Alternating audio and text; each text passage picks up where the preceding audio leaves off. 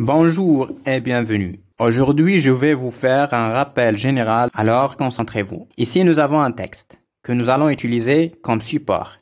Nous allons analyser ces phrases et dégager les phénomènes grammaticaux que nous avons vus tout au long de cette année scolaire. Je vais lire le texte. Depuis plusieurs jours, Rachid ne vient pas à l'école. Le professeur a chargé Nabil d'aller prendre de ses nouvelles après la classe. À midi, Nabil a couru chez son ami. Il est entré dans la chambre. Rachid, rouge de fièvre, était étendu sur son lit et enroulé dans ses couvertures. « Bonjour Rachid, tu es malade ?» Rachid, aux yeux larmoyants, répond « oui » de sa tête. « Voilà 2 jours qu'il est couché », dit sa mère. « Il a pris froid lundi, car il est rentré mouillé. Maintenant, nous attendons le docteur. » Question. Encadre les phrases et indique leur type. Avant de répondre à cette question, on va faire un petit rappel. Alors, nous avons vu qu'en français, il existe 4 grands types de phrases. La phrase déclarative, qui sert à donner une information et se termine par un point. La phrase interrogative, qui sert à poser une question et se termine par un point d'interrogation. La phrase exclamative, qui se termine par un point d'exclamation et sert à exprimer des sentiments. Et enfin, la phrase impérative, qui exprime un ordre ou un conseil et se termine par un point simple ou un point d'exclamation. Maintenant, revenons à notre texte et commençons par cette phrase. Depuis plusieurs jours, Rachid ne vient pas à l'école. D'après toi, de quel type de phrase s'agit-il? Alors, ici on donne une information. Rachid ne vient pas à l'école. Et as-tu remarqué que cette phrase se termine par un point simple? Alors, c'est une phrase déclarative. Très bien. Passons à une autre phrase. À midi, Nabil a couru chez son ami. Alors ici la même chose. C'est une information et la phrase se termine par un point. Alors c'est une phrase déclarative aussi. Très bien. La phrase suivante. Tu es malade? Ah, ici si tu fais attention, on pose une question. Et as-tu remarqué que la phrase se termine par un point d'interrogation? Alors c'est une phrase interrogative. La dernière phrase. Maintenant nous attendons le docteur. Ici nous avons une phrase déclarative. Elle apporte une information et se termine par un point simple. Passons maintenant à la question suivante. Souligne le groupe nominal sujet dans chaque phrase. Pour répondre, on va faire un petit rappel. Nous avons vu que le groupe nominal sujet est un mot ou un groupe de mots qui fait l'action exprimée par le verbe et pour le trouver, on pose la question qui est-ce qui. Maintenant, cherchons dans le texte les groupes nominaux sujets. Par exemple, dans cette phrase, « Depuis plusieurs jours, Rachid ne vient pas à l'école ». Où est le groupe nominal sujet à ton avis? Alors, nous avons vu que pour trouver le groupe nominal sujet, on doit d'abord chercher le verbe et poser la question qui est-ce qui. Ici, nous avons le verbe vient, mais il est à la forme négative, ne vient pas. Alors, on pose la question qui est-ce qui ne vient pas à l'école? C'est Rachid qui ne vient pas à l'école. Très bien. Rachid est le groupe nominal sujet. C'est un nom propre. La phrase suivante. Le professeur a chargé Nabil d'aller prendre de ses nouvelles. Si on pose la question, qui est-ce qui a chargé Nabil d'aller prendre de ses nouvelles? C'est le professeur. Très bien. Le professeur est le groupe nominal sujet. Il est composé d'un déterminant et un nom commun. Une autre phrase. À midi, Nabil a couru chez son ami. Alors, le verbe a couru. Si on pose la question, qui est-ce qui a couru chez son ami? C'est Nabil qui a couru chez son ami. Nabil est un nom propre. Et c'est le groupe nominal sujet de cette phrase. Il est entré dans la chambre. Qui est-ce qui est entré dans la chambre? Il. Il est entré dans la chambre. Il, c'est un pronom personnel. Bravo, c'est un pronom personnel. Rachid, rouge de fièvre, était étendu sur son lit et enroulé dans ses couvertures. Le verbe, c'est était. C'est le verbe être, conjugué à l'imparfait. Alors, qui est-ce qui était étendu sur son lit? Qui? C'est Rachid qui était étendu sur son lit. Alors, Rachid, c'est le groupe nominal sujet. C'est un nom propre. Très bien. Rachid, aux yeux larmoyants, répond oui de sa tête. Le verbe, c'est répond. Répond au présent. C'est le verbe répondre. Alors, si vous remarquez, le verbe est loin du sujet. Qui est-ce qui répond? C'est Rachid qui répond. Très bien. Rachid est le groupe nominal sujet. Il a pris froid lundi. A pris, c'est le verbe. C'est le verbe prendre au passé composé. A pris. Si on pose la question, qui est-ce qui a pris froid lundi? Qui? Il. C'est le pronom personnel qui remplace Rachid. Très bien, c'est le groupe nominal sujet. C'est un pronom personnel. Maintenant, nous attendons le docteur. Le verbe ici, c'est attendons. C'est le verbe attendre au présent. Qui attend le docteur, d'après toi? Nous. Très bien. Nous, c'est le groupe nominal sujet. C'est un pronom personnel. Passons maintenant à la troisième partie de notre rappel.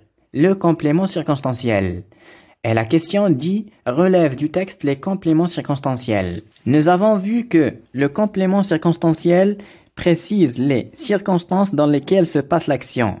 Et on a cité 3 types, à savoir le complément circonstanciel de lieu, CCL en abrégé, I, qui indique le lieu de l'action, et pour le trouver on pose la question, ou le complément circonstanciel de temps, CCT, il indique le moment ou la durée de l'action, et pour le trouver on pose la question quand, et le complément circonstanciel de manière, CCM, qui indique la manière dont se fait l'action, et pour le trouver, on pose la question comment.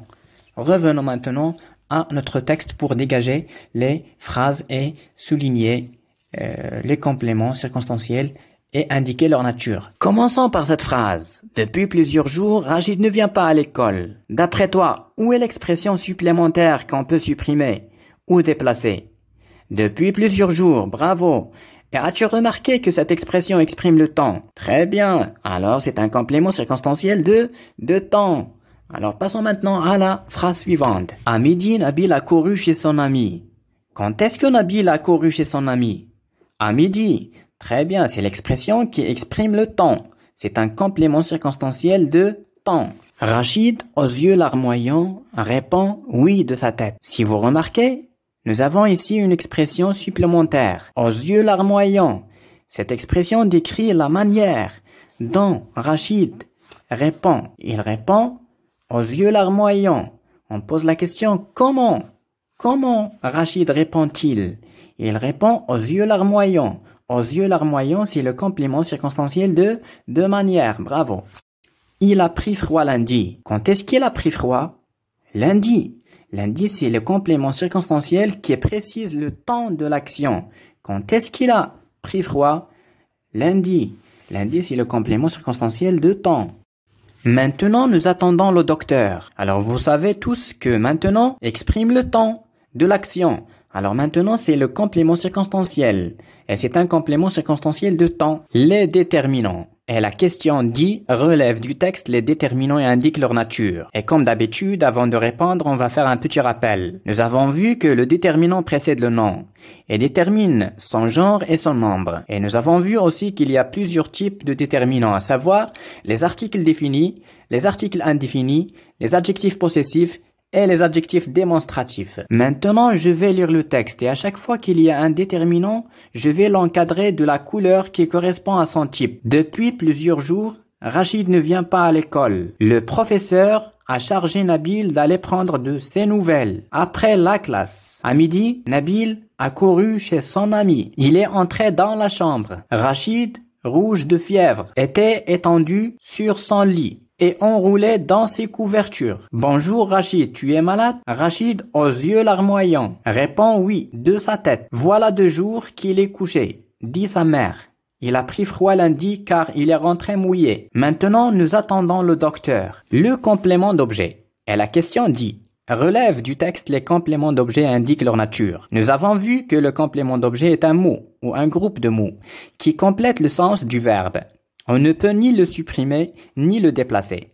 Et nous avons vu qu'il existe 2 types de compléments d'objet, à savoir le complément d'objet direct et le complément d'objet indirect. Le complément d'objet direct complète le sens du verbe.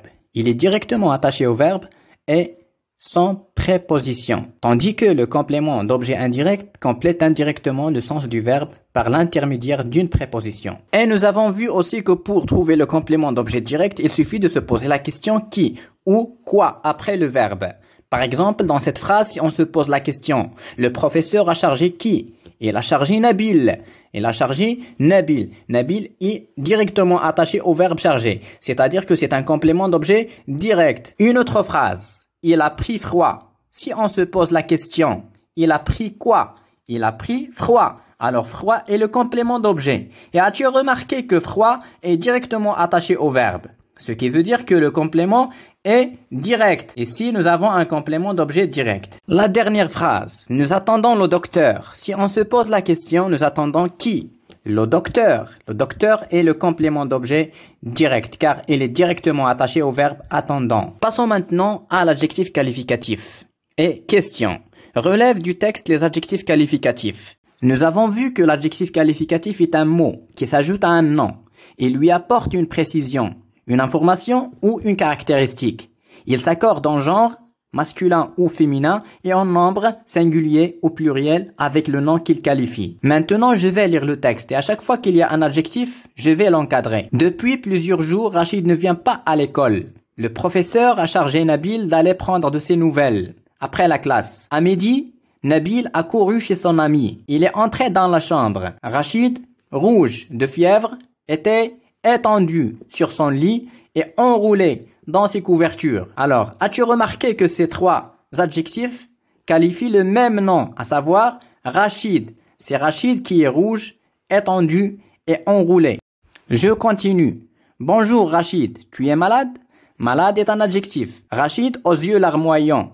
Larmoyant est un adjectif aussi. Et as-tu remarqué que larmoyant a un S à la fin? Pourquoi à ton avis? Si on revient à la définition, on trouve il s'accorde en genre et en nombre, c'est-à-dire que l'adjectif s'accorde avec le nom qu'il qualifie en genre et en nombre. Si le nom est au pluriel, l'adjectif doit être au pluriel. Si le nom est au féminin, l'adjectif doit être au féminin, etc. Et ici, les yeux, c'est un nom pluriel et l'adjectif doit être au pluriel. La dernière partie de notre rappel est consacrée à la cause. Et la question dit: relève du texte une phrase qui exprime la cause. Nous avons vu que pour exprimer la cause, on utilise les expressions suivantes. Car, parce que, puisque, comme, grâce à, par manque de, etc. Et notez bien que comme se met toujours en tête de la phrase. Pour répondre à la question, on doit chercher dans le texte une phrase qui contient une de ces expressions. Par exemple, dans le dernier paragraphe, nous avons une phrase. Il a pris froid lundi car il est rentré mouillé. Car exprime la cause. On peut se poser la question, pourquoi a-t-il pris froid? Car il est rentré mouillé. C'est